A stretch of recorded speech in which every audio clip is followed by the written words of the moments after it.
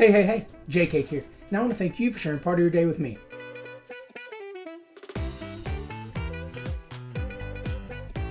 Well, week 17 is in the books, as well as the first time I recorded this entire video. Something happened and it was choppy, so it would not load right and I couldn't use it all. So this is take two.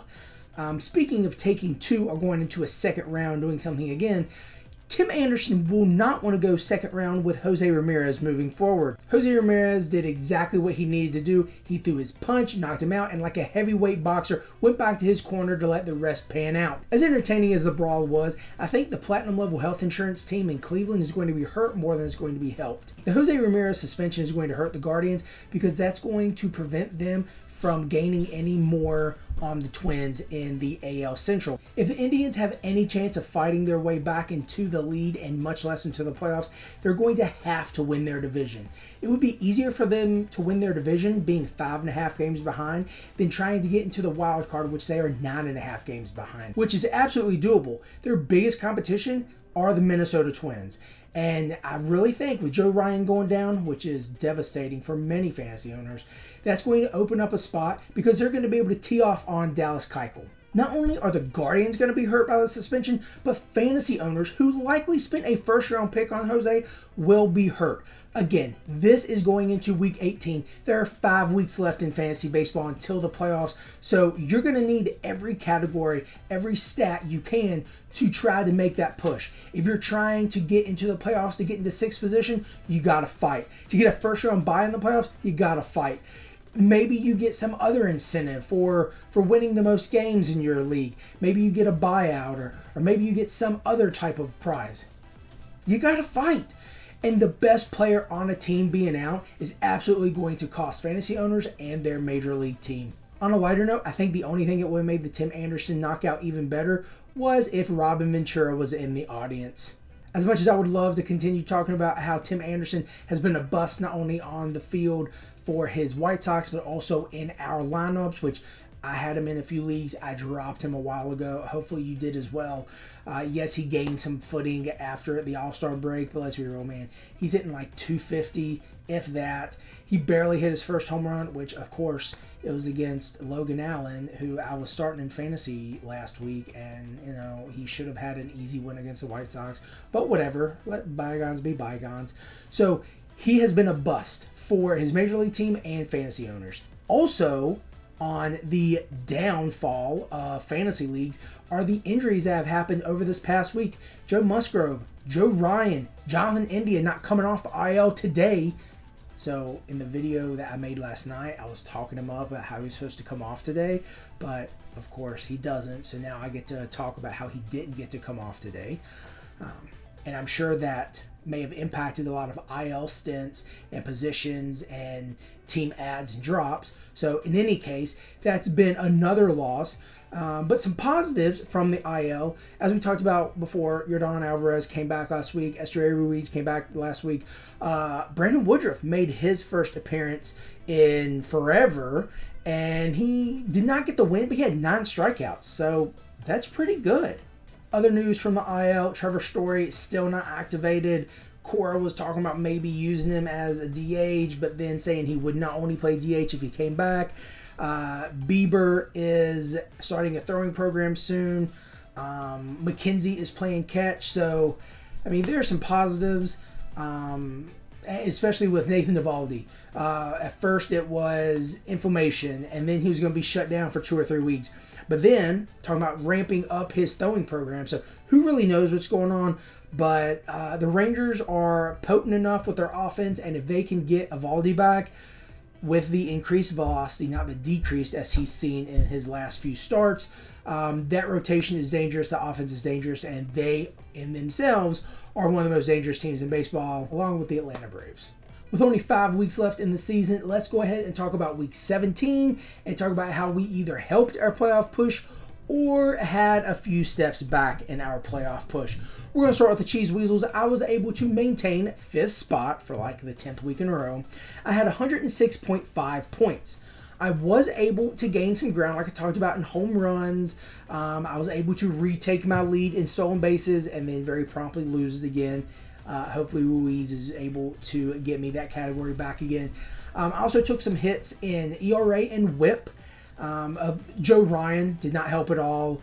Carlos Estevez also did not help. There are a few categories where I am within 10 of the next person, including runs, home runs, stolen bases, wins, and saves. We're going to have to make some critical decisions in the weeks moving forward. We're going to have to cut bait with some guys who just aren't getting it done on our team, because we absolutely have to make up some ground. Again, with 5 weeks left until the playoffs, this Roto League is obviously going to be a few more weeks. So I might have 2 months left to make up, 20 points, 25 points. So it's going to be tough. It's possible. I mean, anything is possible. So let's continue to move forward and work on what we can. Some of the guys that helped me gain momentum in this league included Josh Jung, Ryan McMahon, and Yordan Alvarez, each having at least 6 RBIs. Those 3 guys, along with Christian Yelich, hitting at least 300 this past week. And finally, Will Smith and Camilo Duvall, each getting at least 2 saves for me this past week. The guys that did not do well for me: Trey Turner, surprise, surprise. He hit a paltry 179 this past week. Another guy that didn't help me any was Steven Kwan, who hit a tad better at 182. The adds and drops for this week were pretty minimal. I added Wilmer Flores and also Ryan McMahon, and in return dropped JD Martinez and also Wilmer Flores. Shifting on over to my Fantrax League, ladies and gentlemen, I'm on a 4-game win streak. That is right, I won this week 507 to 388. I also moved into 7th place by scoring more points than the individual I was tied with, and now I am 2 games behind, making it to playoff contention. I'm so glad my Funky Junky Joker Monkeys have been on a 4-game win streak. The 8-9 record looked absolutely impossible for me to get to at the start of the season. I was making bad decisions. I was starting pitchers who weren't doing well. I was hitting that limit of starts early in the week. However, I have figured out how to get around that start limit by adding these bulk relievers. I talked about it before. Matt Brash, Matt Stram, Nick Pavetta, Jacob Junis. Those guys have been phenomenal for me. This week I did also add Chris Murphy, who it ended up blowing up in my face, so let's not talk so highly about him. But those are the type of guys I have to implement in my team. Also, JP France was moved to the bullpen, so that is another bullpen bulk reliever arm I'm able to rely on my team. I already touched on one of the ads being Chris Murphy, but the other ones included Danny Jansen, Luis Medina, and Chaz McCormick. And some of the drops ended up being Luke Raley, Ezekiel Duran, Danny Jansen, and Wilson Contreras. Continuing this roller coaster from a low to a high, now back to a low, my Kent Murphy Dingers lost this week, 3 categories to 6 categories. But I also lost position and standings in the league. I fell from 4th place to 6th place. I am facing the 5th place team this week, and I absolutely positively need a win. There was a glimmer of hope on Sunday because I ended up going up 5 categories to 4 categories, and then very promptly my pitching fell apart. Rich Hill, Luis Medina, Matt Manning, all fell apart for me. Earlier in the week, Reed Detmers got blasted. Carlos Estevez blew a save. The pitching was so bad. And of course, the guy I was playing, his players had the week of their lives. Lane Thomas had 3 home runs and 10 RBIs. If there is a week in his pro career where he's had 3 home runs and 10 RBIs, please comment down below. Let me know when that was so I can know that it wasn't just a fluke. Don't get me wrong, Lane Thomas has absolutely busted out this year. He hit 241 last year. He's hitting almost 300 this year, which is great. However, why do you have to be so good against me? I had almost 20 home runs this week. Now you might be thinking, that's not a lot. You have Garcia, you have Olsen, which were both great, who hit 4 home runs each for me and had 8 RBIs. But come on, man. Come on. I would have beaten literally every other team in my league. But of course, I was facing the team that had the week of their lives, which is frustrating. But in any case, bygones are bygones. As we talked about before, we have to move on. And again, talking about the guys that did help me, Brandon Woodruff did come back from the long IL stint. He had 9 strikeouts. He didn't get the win, but Logan Webb, Julio Urias, and Kenta Maeda all got wins for me.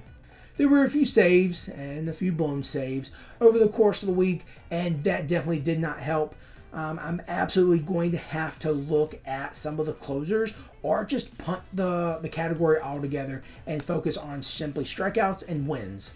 The adds and drops for this league, as usual, are dominated by pitching. In an attempt to get back into the wins column and improve my pitching, I picked up Matt Manning, Luis Medina, and Rich Hill for the games on Sunday, and that backfired.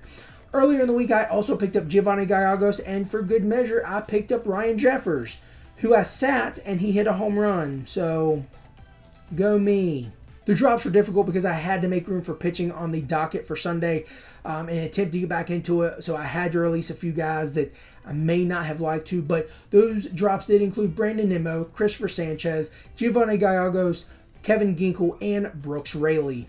So I'm 6th overall in the league. I am now 3rd in the division, and my record is 7-7-3.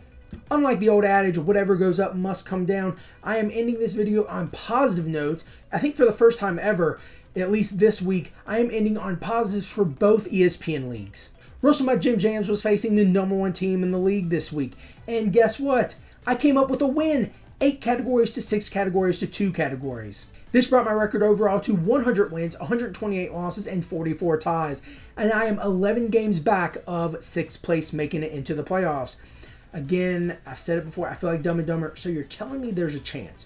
I am going against the guy who is right directly ahead of me in the standings this week, so I have a chance to overtake him. As baseball is a team game, I want to talk about how the whole collective of my team banded together to help me win this week and gain a few games in the win column. So I had 8 guys with multiple extra base hits. I had 10 guys with multiple walks, and then Jose Altuve had 5 walks on his own and also 5 stolen bases and hit over 300. That was great. I also had multiple guys with holds and saves. I had a few wins here and there. I had guys with double-digit strikeouts. So, again, it was a collective effort from my entire team, and I'm so glad we were able to do this in Week 17. Why they couldn't do it the first 16 weeks of the season, I don't know. Maybe they're just trying to stress me out and cause more gray hairs until we get to the playoffs. But, we'll see how it goes. The adds and drops for this league include Hunter Renfroe, Giovanni Gallegos, Jameson Taillon, who is also one of my favorite players. You can see some bobbleheads and some stuff up there. But then also, I would say the best guy I picked up this week and potentially might be a game changer for the rest of the year, Jeimer Candelario. He hit over 300 this week. In fact, he hit over 500 this week and contributed in multiple categories. So thank you, Jeimer. The drops included Seth Lugo, Steven Matz, Ezekiel Duran, Taylor Ward. He went on the IL for getting hit in the face. Let's hope he comes back strong. And as if there was a guy who needed anything else to bring him down, Liam Hendricks did have to have Tommy John surgery. He came back from cancer, and now he has to have Tommy John, and he plays on the White Sox. So that's 3 strikes against this guy. I hope he comes back stronger than ever. I really do like him, and I hope he is able to get traded or acquired by another team somehow so he can get out of that dumpster fire that is Chi-Town. And finally, the South Harmon Institute of Technology team came up with a huge win, also playing the #1 team in the league, winning 13 categories to 2 categories to 3 categories. I was only able to cut the lead in the division by 1 game because, of course, the other guy also had 13 wins, but ended up having 3 losses instead of just 2. So, again, I picked up 1 game. I am now sitting at 143 wins, 110 losses, and 53 ties. Again, that's good enough for 3rd overall in the league, 2nd in my division. The guys that helped me to this huge win included Olsen having 4 home runs, and Freddie Freeman and Candelario each hitting at least 500. That is phenomenal. The adds and drops this week were pretty minimal. I added Steven Matz, and I was able to drop, unfortunately, due to injury, Liam Hendricks, as we talked about before, and Jake Fraley, who has a fractured toe. Well, that's going to wrap it up for my Week 17 recap. I really hope that you're doing well in your playoff push as well. The trade deadlines may also be approaching for your team, so try to make those trades that are going to help you, but also any trade you make sure they're helping the other team, or any trade that you offer is helping the other team as well. No one likes a lopsided trade, and no one likes to give up or lose more than they are getting. So, let's make it fun for everyone, because at the end of the day, that's really what fantasy baseball, fantasy sports in general is about, Yes, the winning is nice. Yes, especially if there is a monetary incentive. But again, if you cheat the last guy in the league out of his best players, say it's a keeper league, he's no longer going to want to participate next year because he doesn't have any good players, and the trade might get vetoed anyway. So anyway, be smart with what you're doing. Look at the waiver wire. Look at call-ups, especially from the teams that are on the lower end, who are going to be calling up some of their prospects to get them some playing time. In any case, I hope you have a great week. I'm looking forward to talking to you again next week. This is J Cake, and I want to thank you for sharing part of your day with me.